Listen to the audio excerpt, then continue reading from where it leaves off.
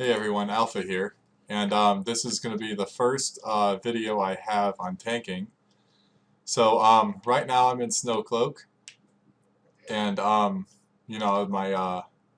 hotbar is all set up. This is my tanking hotbar. I have the main combo right here. I don't really use the backup combo in this dungeon. I have a flash as my AoE. I have shield bash set up for my stun, shield lob. Rampart and Fight or Flight are for my buffs, and all this stuff over here are just mostly extras. So let me show you how I tank. We're going to go up to the first group of monsters. You always want to start out with your ranged, because your ranged not only gives good enmity, but it also, it's also a quick way to start the fight and a quick way to get aggro quickly at the beginning of the fight.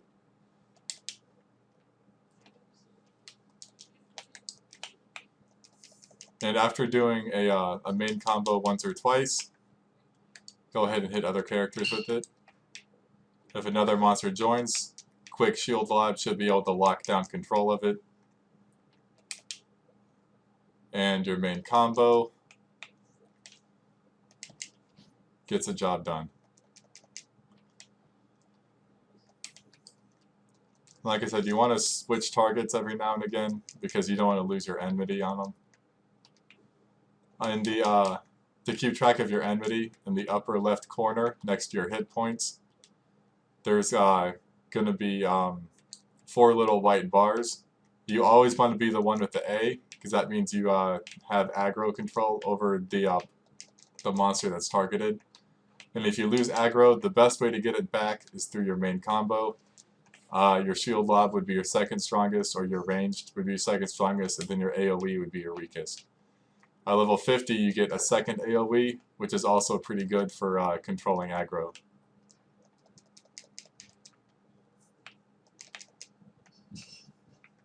But so long as you have AoE, you're doing your job correctly. That's pretty much the basis of it. Everything else is just minutia.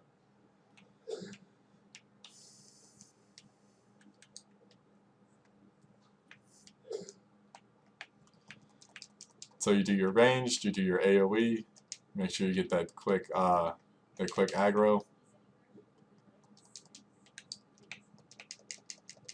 At higher level dungeons, the damage dealers do a lot of damage, so you definitely want to stay on your toes for the later dungeons, but in earlier dungeons it's not quite this bad.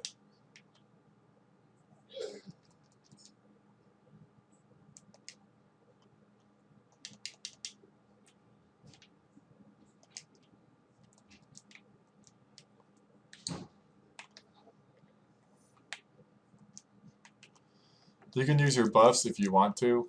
I mostly save them for bosses, but if your healer is having trouble, or if the damage dealers are taking a while, buffs can really help for the long run. But in the fights like this, it really isn't necessary.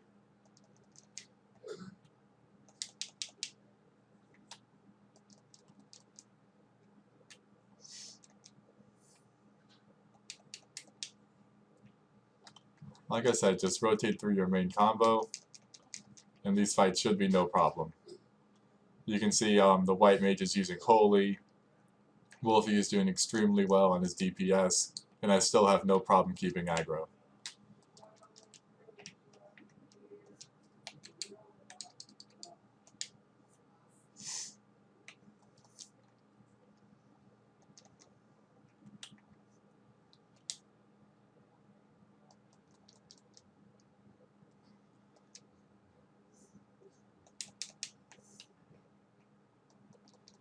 So I know it seems kind of monotonous, but that's really more or less the alpha guide to tanking. Start off with shield lob, do your AoE. If the enemy does an AoE, be sure to hit it with that stun, because a lot of groups rely on you to hit that stun. Start every dungeon with shield oath once you reach level 40, and main combo, main combo, main combo, main combo. Alright, next video I'm making is a warrior video, so just stay tuned, and it'll be up in a sec.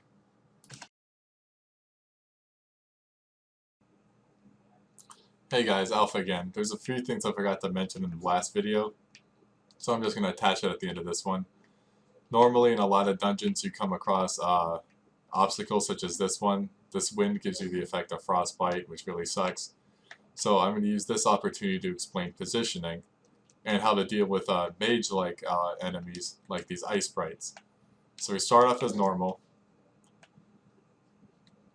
And see, with mages, if you can't do line of sight, you just kind of have to be far enough away to get everyone out of there, and then try to use your AoEs the best you can to lock them down.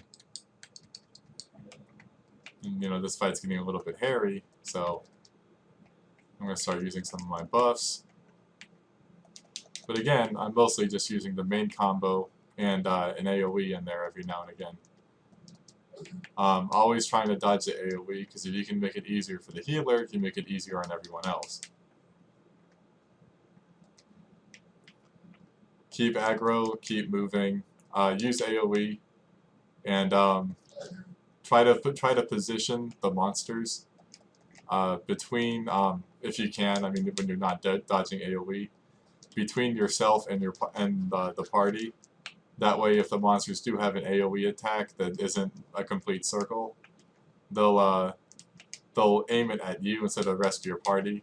So you know, mages and spellcasters won't have to move around and all that. And yeah, that's the last thing I mentioned.